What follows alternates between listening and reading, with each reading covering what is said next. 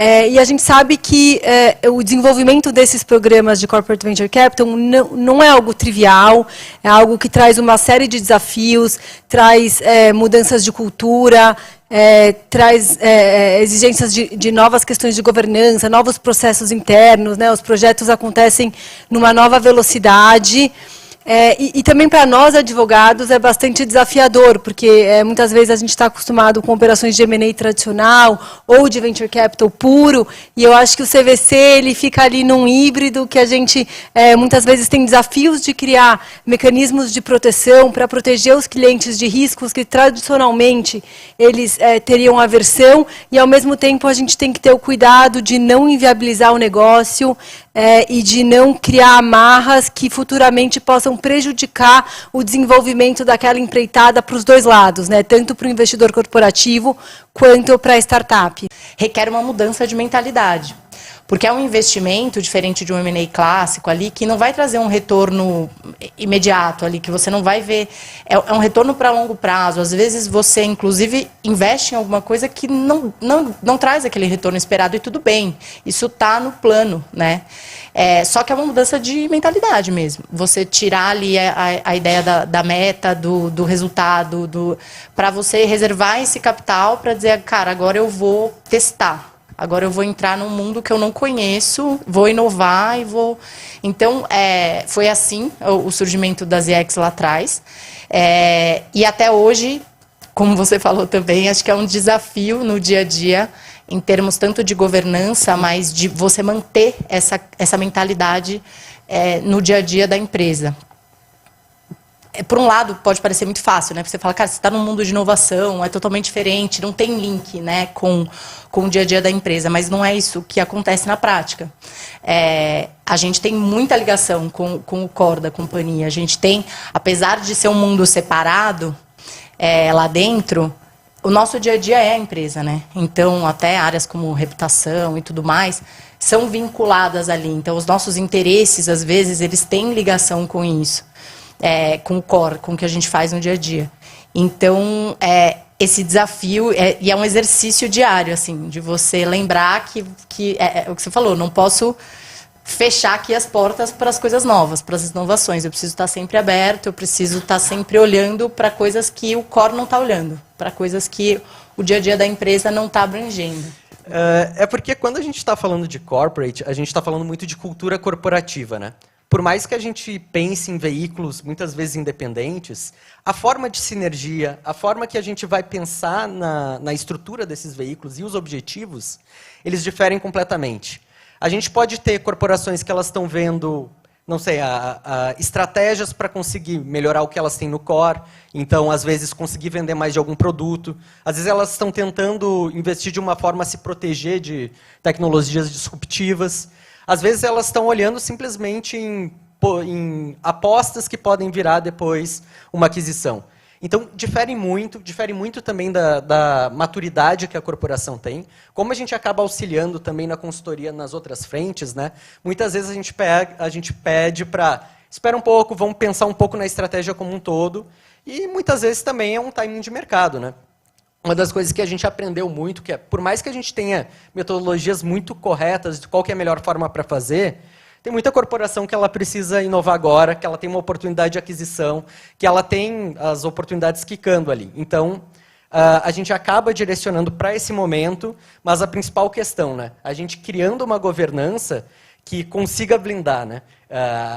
Em empresas menores a gente vê muito isso, né? Tipo, olha, vem lá, o pessoal quer investir em empresas que vieram, que conheceram a diretoria, né? Que tem um funil que ele está vindo muito do relacionamento, né, dos executivos.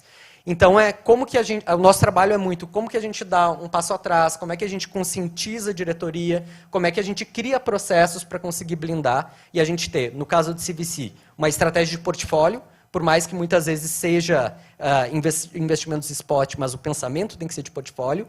E se de fato se encaminhou para uma parceria, se encaminhou para um M&A, como é que a gente trata isso, mostrando que não é uma aquisição tradicional, né? E como é que se sinergiza nessa coisa tão nova sem matar a startup. E aí o desafio é justamente você criar quais são os níveis de aprovação? Qual é a delegação de aprovação que você pode fazer ou não? Porque aí é um equilíbrio, assim, né? Eu não posso também delegar tudo, porque eu tenho que ter algum controle, afinal de contas, a reputação, a empresa no final, o balanço, é todo meu. Mas, ao mesmo tempo, se eu não delegar uma boa parte, uma parte considerável, eu também inviabilizo o negócio no dia a dia. Difícil achar esse equilíbrio, eu acho. Mas, ele também não é estático, né? Você cria e aí depois você vai vendo com o tempo, conforme, sei lá, valores, por exemplo. Você inicia com uma delegação de determinado valor. Depois de um tempo, e normalmente ele é conservador, né? Você começa ali sendo mais conservador.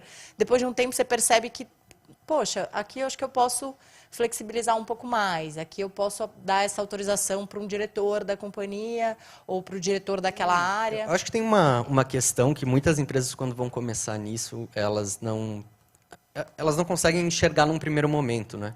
É que tem basicamente capital infinito hoje em dia. Assim, você vê o quanto, não me lembro agora de cabeça quantos bilhões que o SoftBank ia alocar na América Latina, anunciou alguns meses atrás. E a gente tem muitos VCs com muito dinheiro. A gente tem uma liquidez como nunca foi vista no mercado, tanto das corporações que têm venture capital mais desenvolvido, quanto dos VCs tradicionais, né? Então, existe um ritual de mercado e uma forma de fazer negócio que, se você não se adequa, se você não é rápido o suficiente, você está absurdamente fora do jogo. Se alguma startup está aceitando ficar num lero-lero, numa conversa muito demorada, uma conversa que tem termos que são completamente diferentes do jogo de venture capital, é porque ela não é uma startup que está sendo muito cobiçada pelo mercado. Então, assim, de fato, na forma de fazer os deals, na forma de propor as coisas, na forma de se adequar aos termos, não adianta. As corporações elas têm que se adaptar. Quando a gente acaba falando na governança e a forma de estruturar as corporações, a gente tem duas formas de ver. Uma das formas que difere muito é a forma de estruturação, que, olha, não vai importar tanto para o empreendedor qual que é o tipo de veículo, mas, independente do tipo, ele tem que conseguir assegurar essa velocidade. Então, precisa ser um veículo que ele seja rápido o suficiente nas aprovações para não precisar ser uma aprovação de board, como a Mari estava falando, né, que eles conseguiram fazer com que não precisasse no caso da Ambev. Mas, além dessa parte de estruturação, que ela vai ter que ser muito tailor-made, porque ele vai depender das estruturas de governança normal, principalmente quando a gente fala em corporações menores, né? Ou até nas maiores, mas principalmente nas menores. Olha, fazer um FIP normalmente vai precisar de uns 50 milhões. Às vezes, não se está com vontade de fazer um negócio de se comprometer 50 milhões. Né? E também, o FIP, você vai comprometer os 50 milhões, você vai ter que aportar os 50 milhões. Né? Também tem corporações maiores, que às vezes faz sentido fazer alguma coisa via externo, via Cayman, ou dá para fazer estruturas do balance sheet. Bem, depende muito da estruturação. Mas eu acho que a parte dos deals, ela acaba sendo bem mais padrão. Mas daí a gente chega na outra parte que não é tão padrão, né? Que é a parte de sinergia. E a parte que a gente vai conseguir fazer o aproveitamento dos investimentos. Tem uma coisa que a gente tem visto muito, que é muito fácil das corporações se auto-enganarem com a performance das investidas por conta da sinergização que ela está tendo com a corporação. Então, às vezes, se investe, se consegue fazer com que essa startup ela consiga performar justamente o que ela está aproveitando, canal de clientes, ela está aproveitando várias sinergias, só que, às vezes, ele é um fogo de palha.